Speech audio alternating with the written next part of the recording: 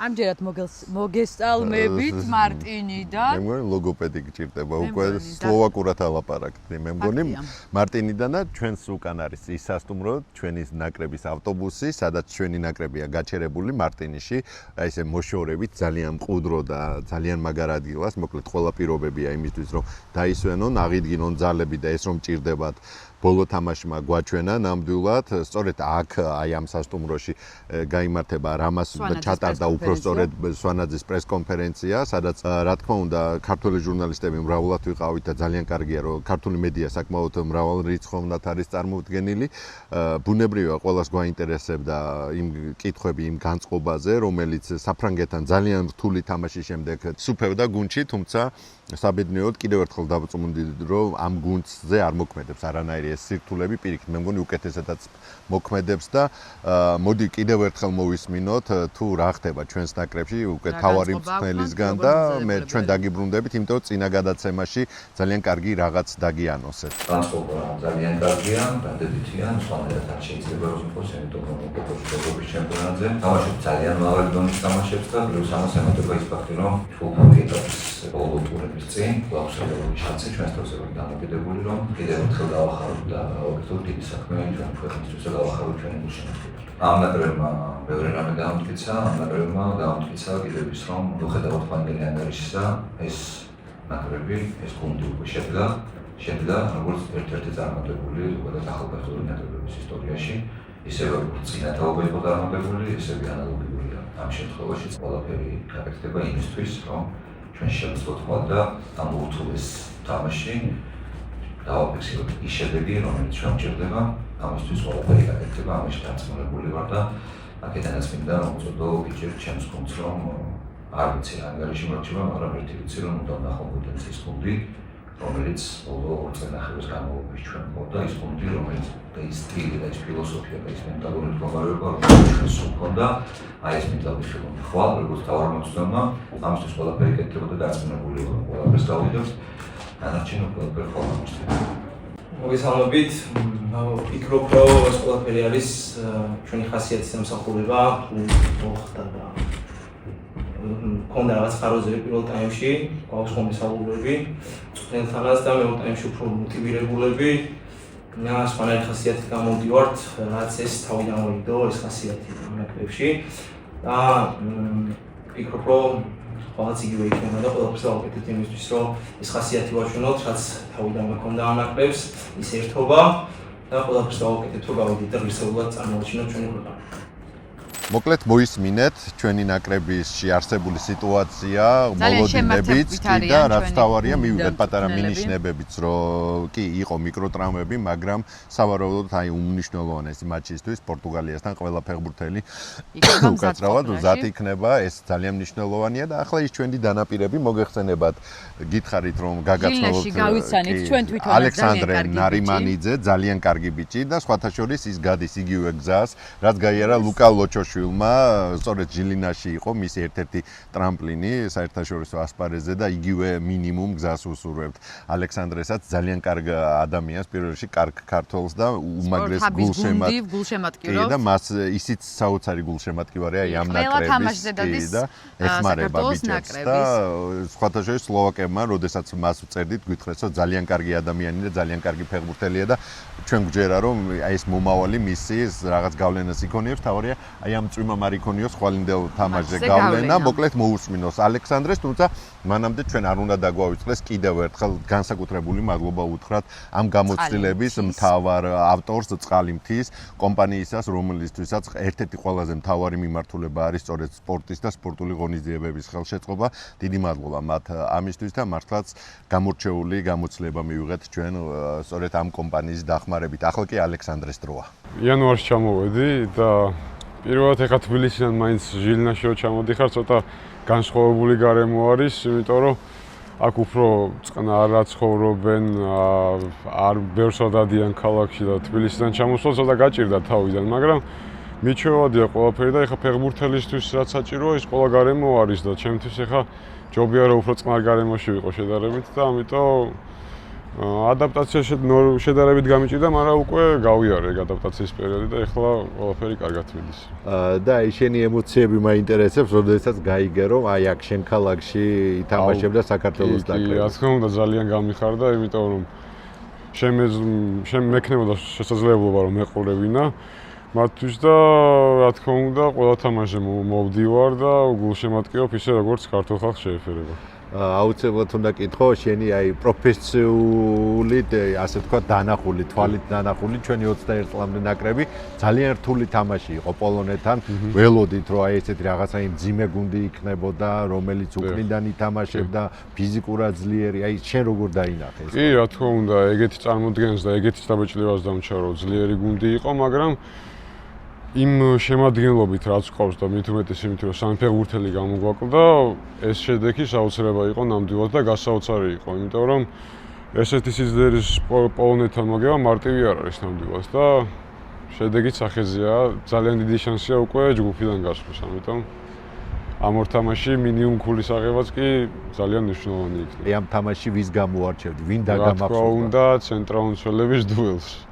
საზანოვი და ხვადაგიანი ძალიან კარგად იდგნენ, რომ ისე შეცდომა არ დაუშვათ და რამაც იმოქმედა თამაშის შედეგზე, ამიტომ ვფიქრობ, რომ ჩემთვის გამოსარჩევი იყო ეს დაცვის ხაზი, რა თქმა უნდა. აუცილებლად უნდა კითხო იგივე სლოვაკეთი, საქართველო არც თუ ისე დიდი ხანია რაც ჩვენი ჩემპიონატზე წახვედი, რა არის სხვაობა აი ამ ორ ქვეყნის ჩემპიონატში? კი, სხვაობა უფრო ტემპი და ფიზიკურობა.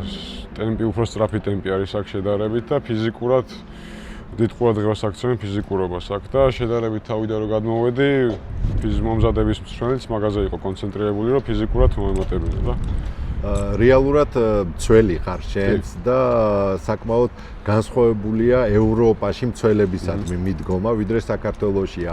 საქართველოში თუ ბურთითაც უფრო მეტი უნდა გემუშავა აქ სხვა და აი ეს დამოკიდებულებები კი, საქართველოში თვითონ საქართველოს ჩემპიონატში უყვართ ბურთით თამაში და აქ პირველ რიგში დაცვას ანიჭებენ უპირატესობას და იმ ფიზიკურ ასპექტებს უფრო და აი თავით თამაში და შემდეგ მაგას რომ დაუმატებ ბურთით კარგი ბურთის ამოტანას უკვე ძალიან მოწონხართ მაგ შემთხვევაში სლოვაკეთში. მაგრამ პირველ რიგში რა თქმა უნდა ანიჭებენ უპირატესობას დაცვაში თამაშს და ის ფიზიკურობა თავით თამაში და ასე შემდეგ. აი შენ რო გადახედო 6 თვის წინანდელს შენ თავს და დღევანდელს ატყობ რა აი თუნდაც აი ამ ასპექტებში მატება. კი, რა თქმა უნდა ფიზიკურად წონაშიც მომატებული ვარ ოღონდ კუნთით და ეს აისახებოდა თამაშიც, იმიტომ რომ უკვე ისე ვგზნობ თავს, რომ მყარავთ გავარ მოედანზე და ადაპტაციის პერიოდიც იყო ჩემი აზრით.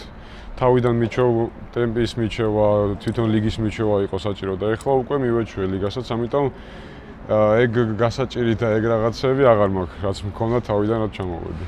და იგივე რომ ვთქვათ, ხედავ თუ არა რომ ეს სლოვაკური გუნდი არის ტრამპლინი შენი მომდევნო კარიერის, იმიტომ რომ გაცილებით მეტია ყურადღება სლოვაკეთის, ან მე შუაგულ ევროპაში ვარ, აი ეს მომენტიც თუ არის, რა თქმა უნდა. კი, რა თქმა უნდა, იმიტომ რომ ეს გუნდიც იმიტომ დავირჩიეთ, რომ ახალგაზრდული გუნდია შედარებით და ბევრ ფეხბურთელს უშვებს კარგ ლიგებში. ამიტომ ყველაფერი რა თქმა უნდა ჩემზე არის დამოკიდებული და ღმერთის მადლით დიდი იმედი მაქვს, რომ ისე ჩატარდება ყველაფერი, რომ კარგ გუნდშიც გადავალ. მაგრამ ჯერ აქ არის დასამტკიცებელი ყველაფერი. ცოტა ხანში გადავინაცვლებთ მარტინში, ისევ საწვრთნელ ბაზაზე, სადაც ჩვენი ნაკრების ბიჭები დღეს მათში წინა ბოლო სამწვრთნელ შეკრებას გაივლიან, ასე ვთქვათ და უпростоრეთ კი მარტინსა და ვრუტკოს შორის ესეთი, ოღონდ აი სლოვაკეთს ვერ ვიტყვი რომ ისეთი ძალიან მაგარი ევროპული ქვეყანაა, მაგრამ სწორ გზაზე მიდის აშკარად, სპორტული ინფრასტრუქტურები არის უმაღლეს დონეზე, რაც შემდგომი წარმატებებისთვის ძალიან მნიშვნელოვანია და აგერ ნახავთ რომელ ლიგაში თამაშობს ის გუნდი არც ვიცით, სადაც ნაკრები ვარჯიშობს, მაგრამ დიდებული ბაზაა, მოკლედ დაგიბრუნდებით უკვე ნაკრების ვარჯიშიდან. მოგესალმებით ყველას. ცხოვრობ ბრატისლავაში, ბოლო ალბათ 11 წელია, რაც ბრატისლავაში ვარ და შესაბამისად ანუ ყველა ჩვენი ქვეყნის სანაკრებო თამაში იქნება თუ სხვა რამე ღონისძიება, ჩვენს მანდ ვართ ყოველთვის და ყოველთვის წინასწარ ვემზადებით. თუნდაც ეს შეგიძლიათ ნახოთ აი ბავშვების სახეს დონეზე ჩვენი ეროვნული დროშის დახატვით. გერმანიაშიც იყავით და ბავშვებიც ვიყავდათ. რა თქმა უნდა, ვიყავით ყველა თამაშზე, ბავშვებიც იყვნენ ჩვენთან ერთად და რა ვიცი, ყველგან ვართ ყოველთვის, ესე რომ ვთქვათ. ფაქტია, რომ ბავშვებიც რაღაც ემზადებიან, უხარიათ, როგორ ასწავლით რა ამ ყველაფერს? რა თქმა უნდა, უყვართ საქართველო. საქართველოში ჩავდივართ, რა თქმა უნდა, ყოველ წელს და ალბათ საუბრები საქართველოზე სახლში, რადგან ჩვენ გვიყვარს საქართველო, ჩვენგან გადავცემთ, ასე ვთქვათ, იმ სიყვარულს. ჩვენ ვცდილობთ დავნერგოთ ბავშვებში საქართველოს მიმართ სიყვარული. დღეს როგორი მელოდინი გაქვთ? აუცილებლად უნდა მოვიგოთ. შარშან დაახლოებით ზუსტად ამ პერიოდში პორტუგალიას მოუგეთ 2-0 და შესაბამისად ანალოგიურ შედეგს ველოდებით დღესაც.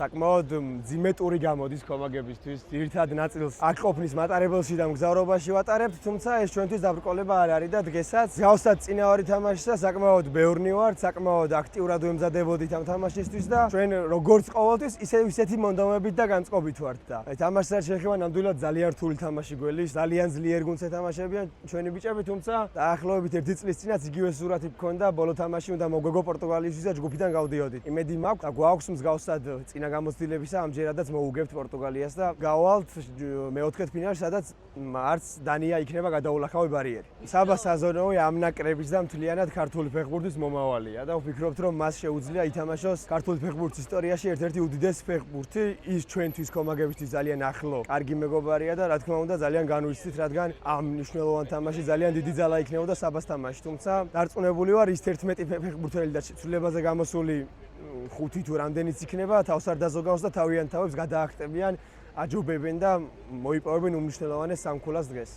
მესამე ევროპის ჩემპიონატია უკვე პორტუგალიის გავლით გვიწევს პლეი-ოფში გასვლა და 2 გავაკეთეთ და რატო არა მესამე? ჩვენი განწყობა არის საბრძოლო, დარწმუნებული ვარ, რომ ბიჭები ყველაფერს გააკეთებენ იმისთვის, რომ მოვიგო და სასურველი შედეგი დავამთავრო. დღევანდელი თამაში მიუხედავად იმისა, რომ რაუნდიანობა მოგვეზარა ძალიან. ჩვენიერი ამინდია, კარგ ხოთზე ვართ, დარწმუნებულები ვართ, რომ მაგარ საღამოს შევქმნით ერთად. ტრენჩინში ვართ უკვე და აი ეს ციხესიმაგრე, რომელიც შუა საუკუნეების ერთ-ერთი ღირსშესანიშნაობა ამ ქალაქისთვის მართლაც განსაკუთრებულ ელფერს აძლევს ამ ქალაქს, თუმცა ქალაქისთვის დღეს აქ არავის არ ცხელა, ვინაიდან ერთ-ერთი გადამწყვეტი თამაშია ჩვენი ახალგაზრდული ნაკრებისთვის და მე გუშინ თქვი, როდესაც მარტინში ვიყავით, რომ მქონდა იმედი, რომ საზონო იქნებოდა, იმიტომ რომ რაღაც ისეთი მინიშნება გააკეთა რამას სვანაძემ, რომ იქნებ რაღაც იმედი გქონდა, რომ დღეს ნახავდით, თუმცა განაცხადში არ არის. შიც უკვე ვხედავთ, რომ საერთოდ განაცხადში არაა და კიდევ ერთხელ მოუწევთ ჩვენ ბიჭებს საკუთარ თავს აჯობონ და ესეთი დანაკლისის გარეშე დღეს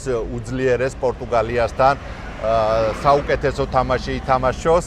მოკლედ წარმატებები ჩვენი 11 იულის და მგონია რომ შემდეგ ეტაპზე აუცილებლად გადავალთ, იმიტომ რომ რამასვანაძეს არაერთხელ უთქვამს, რომ ისინი სხვა შემართებით არიან ამ ბიჭებს, რაღაც სხვანაირი მუხტი აქვთ გულში. და ჩვენც აი ზუსტად აი ესეთი მუხტით მივიწევთ ახლა სტადიონისკენ სულ რამოდენიმე წუთი რჩება თამაშის დაწყებამდე და რავი რა შეგვიძლია ვთქვათ. რა შეგვიძლია ვთქვათ და ის რომ აქ ვართ კიდევ ერთხელ დიდი მადლობა წყალიმჩის, რა თქმა უნდა, ერთ-ერთ ყველაზე დიდ კომაგს სპორტის, განსაკუთრებით ფეხბურთის და ჩვენც აი ამ გამოცდილებას ალბათ ძალიან დიდხანს შევინახავთ და დავიმახსოვრებთ. მოკლედ წინ ძალიან მძიმე 90 წუთია. და აქვე ვიტყვი, რომ დღეს სტადიონზე ბევრად მეტი მაყურებელია, ვიდრე წინა თამაშებზე. ამას მოგვიანებით იხილავთ ჩვენს შემდეგ სერიაში. და სტადიონიც ეს უფრო მომწონს. მეც ძალიან კარგი სტადიონია. აი ხა შევეცდები, რომ დაგანახოთ შორიდან. არ ვიცი ამდენად ჩანს, მაგრამ აქეთ არის სტადიონი და თითქმის სავსე არის ტრიბუნები. აბა დროებით და წარმატებები საქართველოს ნაკრებს.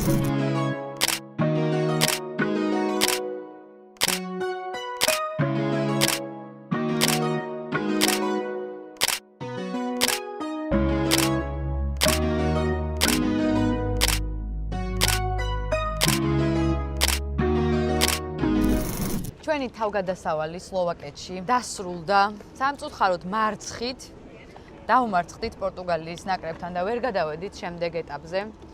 თუმცა ვფიქრობ, რომ ყველაფერს თავისი მართლაც ობიექტური მიზეზიც ჰქონდა რა. ორი აზრი არ არსებობს, კი ბატონო, იყო დარღვევა, მაგრამ მეხუთე წუთზე რეალურად მართლაც ძალიან ძლიერ პორტუგალიის ნაკრებთან 10 ფეხბურთელით რო რჩები, თანაც ძალიან აქტიურ პირველი დარტყმა კარში საქართველოს ნაკრებმა განახორციელა, კი ბატონო და ამ დროს ყველაფერი თავდაყირადგება ამ გაფრთხილების შემდეგ. საზონოვიც არ ყავდა და ეს დაანაისახა გუნდზე. ზოგადად მთელი ჩემპიონატის განმავლობაში ერთ პოზიციაზე მქონდა სულ პრობლემა. აი, მანამდე ლაცაბიძე, კიდევ გოგლიჩიძე, ნუ აი, ცველების რაღაც ეპიდემია მქონდა, ნუ თლიანობაში მე ისევ იმას ვიტყვი, რომ თლიანობაში ძალიან კმაყოფილი ვარ.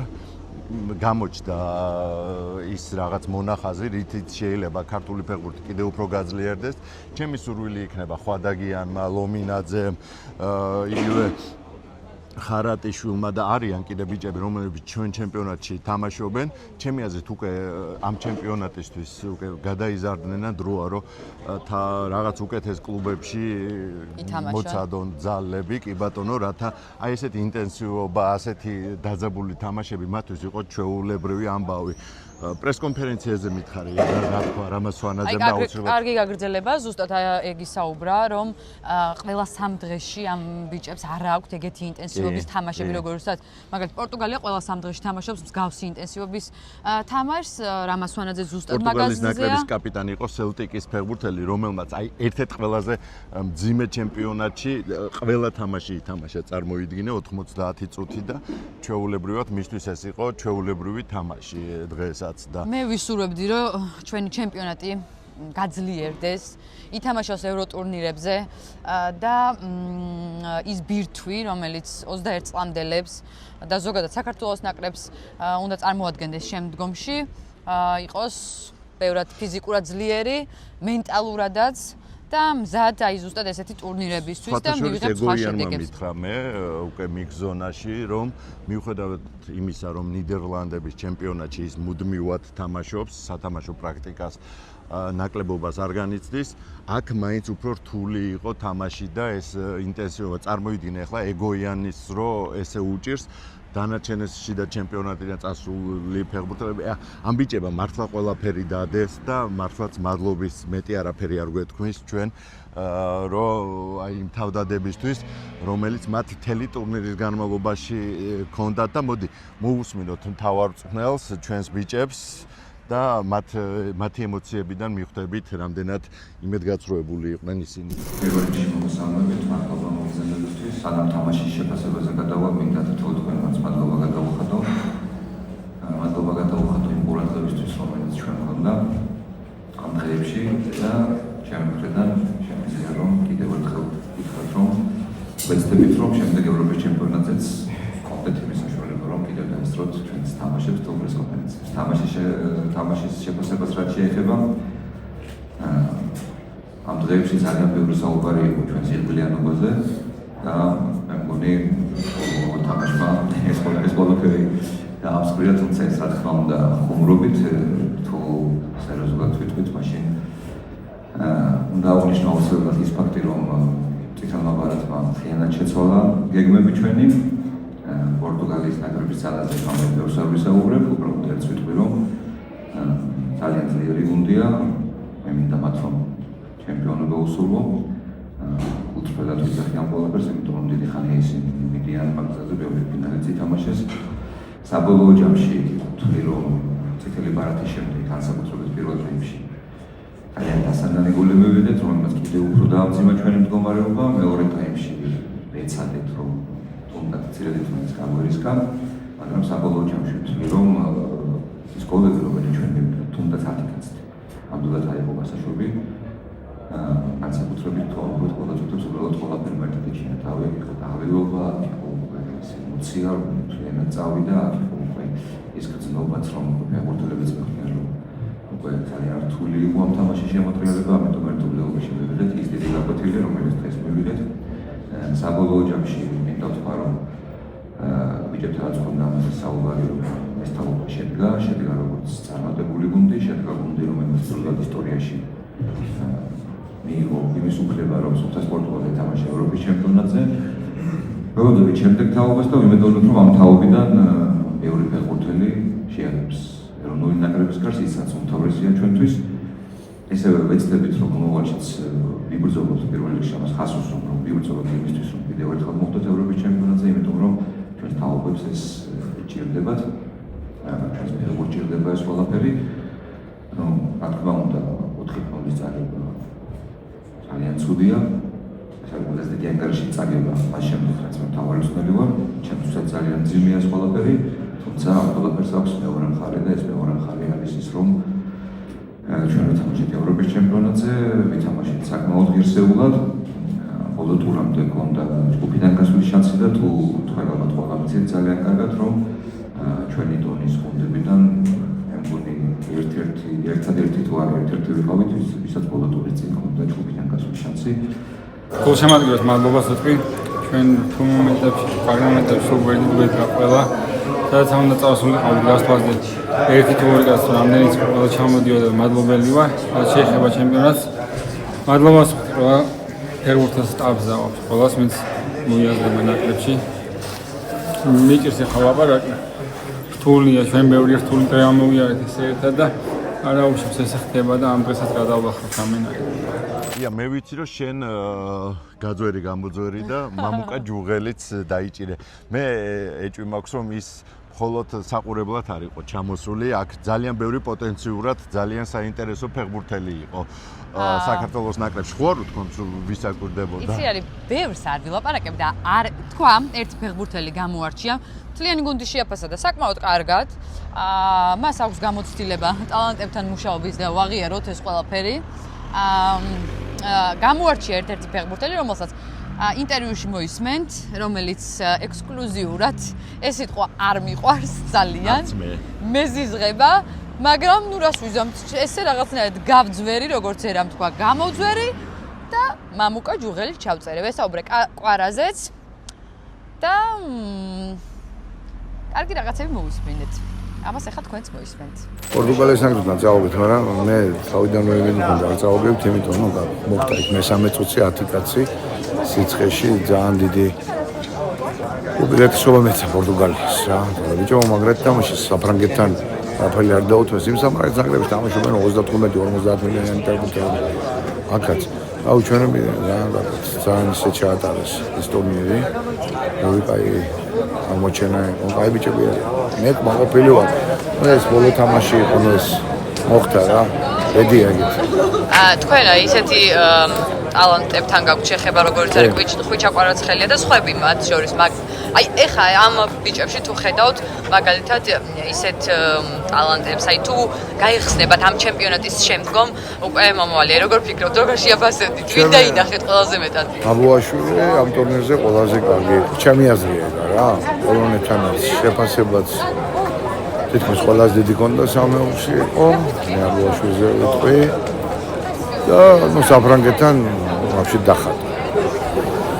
ყველაზე კარგად მაინც აბუაშვილი გამოჩნდა. კარგად თამაშა, დღეს ახლა მოვიდა შესაძლოა ხარატიშვილი და დაანჩენ თამაშა შემდგარ.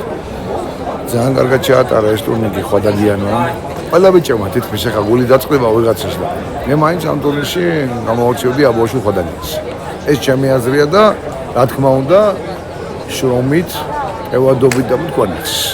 და ბოლო კითხვა. ეგრევე ეთყობა რომ იტალიის ჩემპიონატში თამაშობს და ძალიან დიდი მომატებული კორნეტის.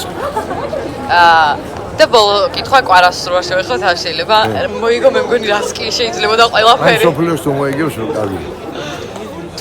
თუ ესაუბრებით მას, აი რა თქმა უნდა ალბათ ესაუბრებით, მაგრამ აი რას გეუბნებათ, როგორი კმაყოფილია? ჩვენ ისე ხედავთ გულშემატკივრები, რომ ის ძალიან კმაყოფილია იმ გუნდში, სადაც არის ბედნიერია და შედეგებზეც ჩანს. ლაპარაკი ხა მქონია, რომ მაყოფილი იქნება პარიზშია, ყველაფერი მოიგო თუ რა მოსაგები. რატო იქნება უკმაყოფილი ხო? მაგეთ რაღაცა არ.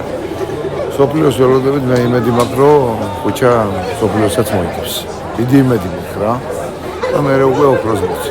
და ბოლოს დიდი მადლობა კიდევ ერთხელ ჩვენს ნაკრებს, თითოეულ ფეხბურთელს, სტაფს, რამას ვანაძეს. აუცილებლად რამას ვანაძეს, რომელმაც უდიდესი სამუშაო გაწედა მატჩის შემდგომ პრესკონფერენციაზე და სხვათა შორის პორტუგალიის ნაკრების თმელმა უდიდესი შეფასება მისცა. თქვა რომ ეს არის სრულყოფილი და ძალიან ძლიერი გუნდი კი ნაკრები და აქვე ისიც კიდევ ერთხელ უნდა ვთქვათ რომ ჩვენ ვიყავით სასიკვდილო ჯგუფში.